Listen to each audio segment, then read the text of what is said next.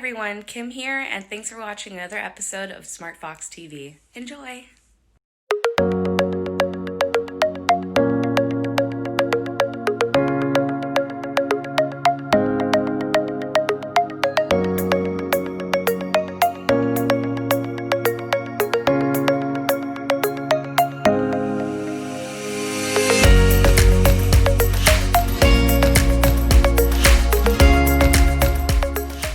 This is Sally Feng with some national and international news.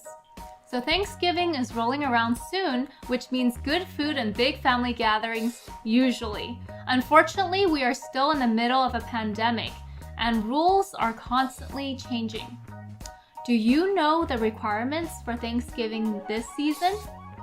The Centers for Disease Control and Prevention is urging everyone to celebrate with only their household members and to avoid traveling if you can. If you do decide to celebrate with others, you should wear masks and socially distance yourselves. In Canada, the number of COVID cases spiked among family gatherings after people celebrated their Thanksgiving on October 12th. Hence, the CDC is recommending that should you gather with others, you should do it outdoors, wear well-fitting masks, stay 6 feet apart, bring your own utensils and tableware, and opt for single-use condiments and food containers. In California, gatherings are limited to no more than 3 households and must be outdoors. The gatherings can only go for 2 hours or less. Interestingly enough, Speaker Nancy Pelosi of California was called out for initially planning to host a large reception party, and California Governor Gavin Newsom similarly faced backlash for attending a birthday party that broke his 3-household rule for gatherings. Here's a piece of good world news. Last November, Kenyan science teacher Peter Tabichi was selected from a list of 10,000 applicants for the World's Best Teacher Award. He was given $1 million for inspiring his students to succeed despite poverty, limited resources, and equipment. Mr. Tabichi reportedly gave 80% of his monthly salary to help his poor students and mentored a science club that won a Royal Society of Chemistry award for generating electricity using local plant life.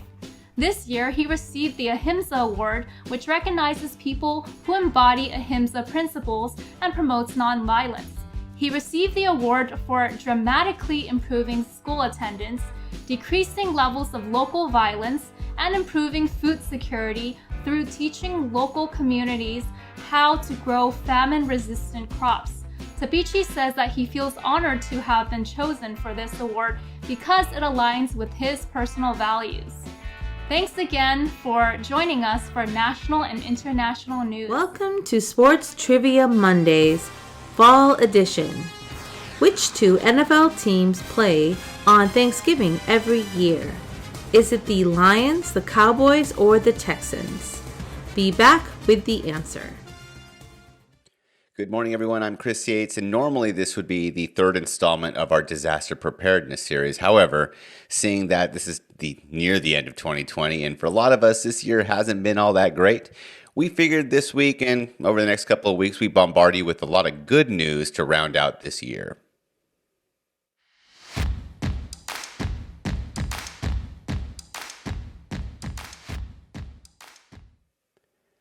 So first bit of good news on the COVID-19 front, at least a couple of major pharmaceutical companies have come up with a vaccine or working on a vaccine that is proving to be extremely effective.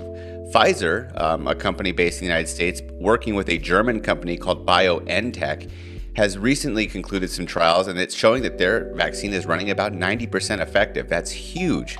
But even more so, in recent news, Moderna, an Italian-based company, is actually showing their trials to show 94.5% effectiveness in containing the virus. This is massive because at this point, the virus is raging worldwide without really much stop. And without a vaccine, I'm afraid we may not be able to get this under control. So this is outstanding news in the world of science. And here's hoping that come 2021, we don't have to be thinking about this COVID-19 business for much longer.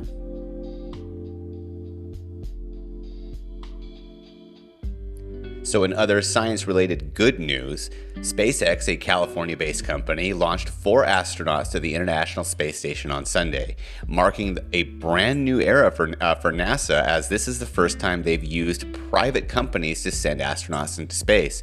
For a long time, we've been relying on Russian Soyuz capsules to get up to space. But now, using SpaceX's proprietary technology, we're doing everything internally and from a private company. So what does this mean for the rest of us? Well, for the rest of the world, it doesn't mean a whole lot right away. But in the future, it does mean potential private space flight for tourists, being that SpaceX is a private company. Awesome news, as well as sort of exciting news, because the future of space is getting closer to us.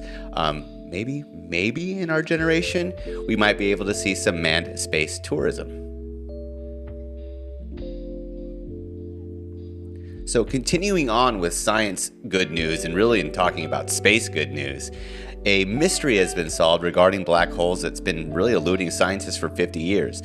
Stephen Hawking, a famous astrophysicist, came up with the idea that, well, what happens to information as it enters a black hole? Because theoretically, if nothing can escape it, there shouldn't be any information leaving. Well, there is information leaving. There is some type of radiation leaving, which means that somehow that information that goes into a black hole should eventually come out somewhere.